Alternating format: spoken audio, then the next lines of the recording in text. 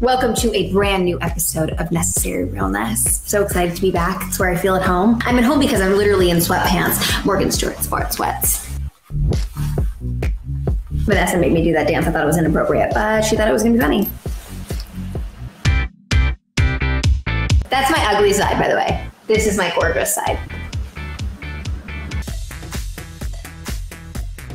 As we all know, this week would have been Met Gala had we not been doing this quarantine life. And I don't know about you guys, but I'm extremely upset about it. It's definitely a huge disappointment. Met Gala is always so iconic in terms of fashion. It's so fun to see what people kind of wear, who gets to go, who's invited, who's the belle of the ball. But you know what? We have to make do with our new normal and we must prevail. What is that? Where am I going with that? Since we have no Met Gala fashion to talk about, I want to discuss 5 of my favorite Met Gala fashions of all time. We come here all the time. We own hotels in this city.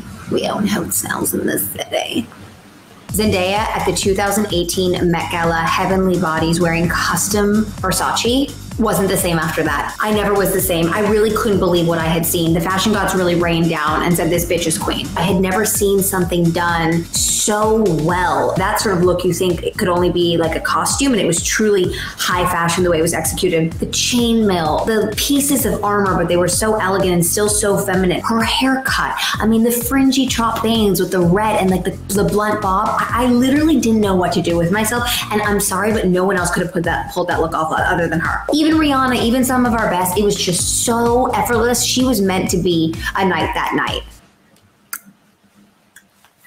Kim Kardashian, 2019 Camp Met Gala.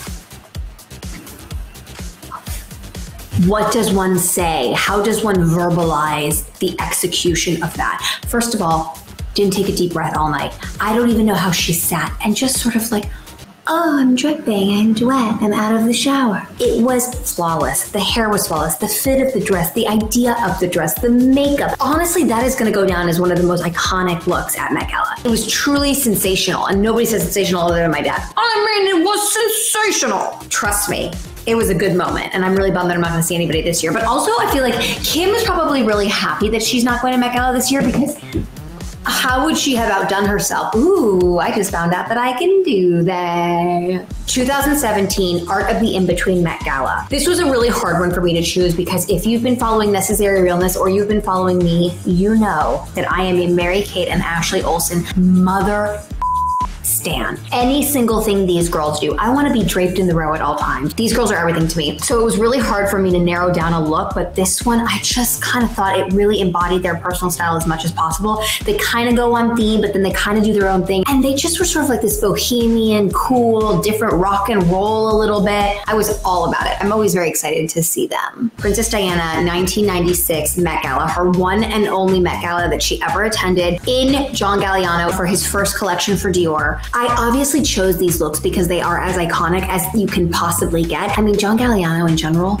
from a fashion perspective, hard to beat. Princess Diana in his first collection for Christian Dior. What else is there? I'm waiting. Tweet us. Message us. Tell us. That's a slipper. Don't use that part. 1974, Cher in Bob Mackie. These two, peas in a pod. He did all of her costumes. He did all of her clothes. I mean, Bob Mackie is like, who do you even compare him to at this point? Innovator. And Cher. Everybody loves Cher. Everybody loves the 70s Cher too, so chic.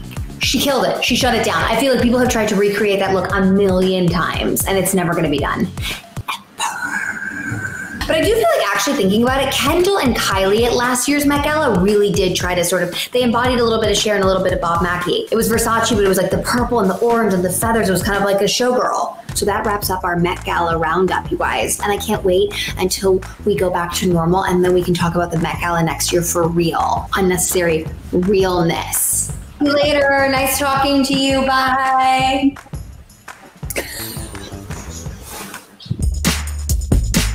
There is a brand new episode of Necessary Realness every Saturday, so make sure you what? Subscribe. Subscribe, okay? Did I say subscribe? Don't forget to do that. Subscribe. And make sure you check out all of the other videos on the E! News YouTube channel, because they are all fabulous.